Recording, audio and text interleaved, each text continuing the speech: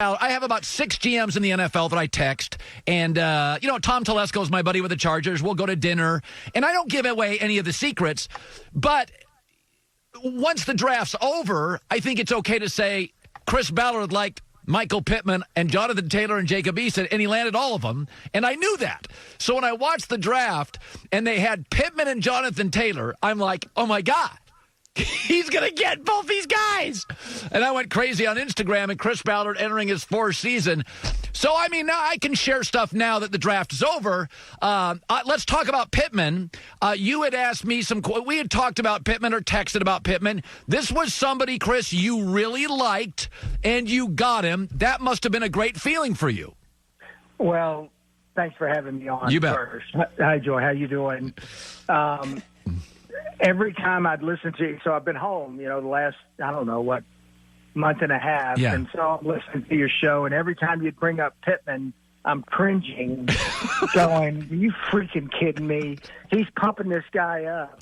And he's a great player, Chris. Chris, you know what I liked about him? Freshman year he came to USC. He played, and he was a dominant special teams player. And I thought, God, this kid is 18 years old. He walks into the program. I think he's their best special teams player. Did you go look at that film? We saw it all. So we always do. And our scouts do a great job going back and looking.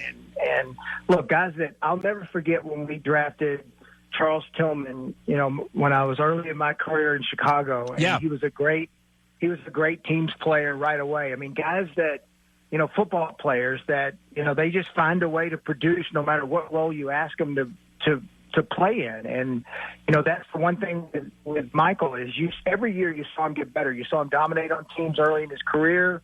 You saw him go through a multitude of different quarterbacks and still produce at wideout.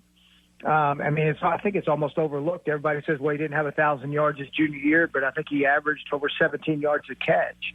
We feel very fortunate to get him and think he's going to be a great addition to our team. An NFC general manager, after you drafted Jonathan Taylor, texted me and said, Ballard is killing this. I said before, I don't see a huge gap. Jonathan Taylor and Saquon Barkley. I think Jonathan's feet A+, his speed A+. So I think Barkley's great. So that's not a knock on Saquon Barkley. People do wonder if Jonathan Taylor can catch it much. Let's talk about him, and is that a legitimate criticism? It's the way they used him. We thought. When you break down all his catches from this year and how we're going to use him in the pass game, look, there might be 3 or 4 backs, and you're talking Kamara, you're talking McCaffrey, now the kid that Kansas City drafted that can really be true mismatches in the passing game. But the rest of them, Frank brought this point up to me because I kept asking questions about how we're going to use on third down, and especially even on early downs, how we're going to use it. Because, Chris, most of the balls that backs catch, swings, checkdowns, and spin game, that's it. And that's how we'll use our backs. And we think Jonathan's going to be very good at that. Look, we think Marlon Mack's good at it. Yeah. So now the ability to have 2 backs that both can create explosive plays, both in the run game and in the passing game, is really going to help. You've had, really, if you go back to your career in Kansas City, you drafted Travis Kelce, Tyreek Hill. You got Darius Leonard and Quentin Nelson, Malik Hooker, now Pittman Taylor. Jacob Eason's an interesting prospect, and I want to talk about him, is that Eason, I grew up in the Northwest, and so I've seen a lot of Eason. I probably watched 10 games a year that were on TV. Strong arm. I did think sometimes when defenses made shifts in the second half, he could struggle, but he didn't throw to NFL wide receivers. He had to throw a lot of guys open at Washington last year.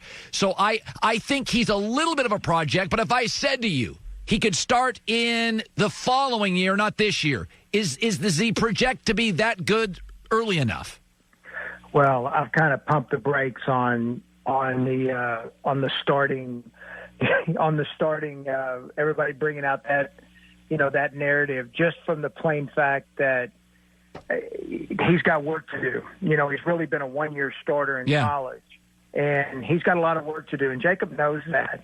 But we feel good about the situation we're putting him into. We feel good putting him behind Phillip and Jacoby, letting him compete and get better and grow with Frank and, his leadership and his ability to coach quarterback. So, look, we think Jacob's got a lot of talent, but he's got a ways to go, and he knows that. He knows he's got a lot of work to put in. Chris Ballard joining us, Colts GM. So I've always had this, I always push back on this. For years and years, I was told, you just draft the best player available. And the analogy I always use, if I went to the store and my wife said, we need milk, cereal, and eggs, and I came back with a rake, and I said, well, it was 75% off. She'd be like, well, that's not what we need. And so you know what I mean? So I'm always like, yeah, I get best player available if you're in a total rebuilding situation. But the Chargers needed a franchise quarterback and a linebacker. You needed a number 2 wide receiver. And you also, I believe, needed to be a little bit more dynamic offensively. So where is the best guy available? And just he's really, really good and he fits a need. How do you balance that? Well, look, you don't want to, on draft day, and I learned this a long time ago, don't ever pass up what you think is a great player. If you think the guy is a unique, special talent, I don't care what position he is. I brought up when we talked about Quentin Nelson, they asked me, he goes, well, great player versus need. And it just happened. They said, well, you can't take a guard at 6. And I said, well, why not?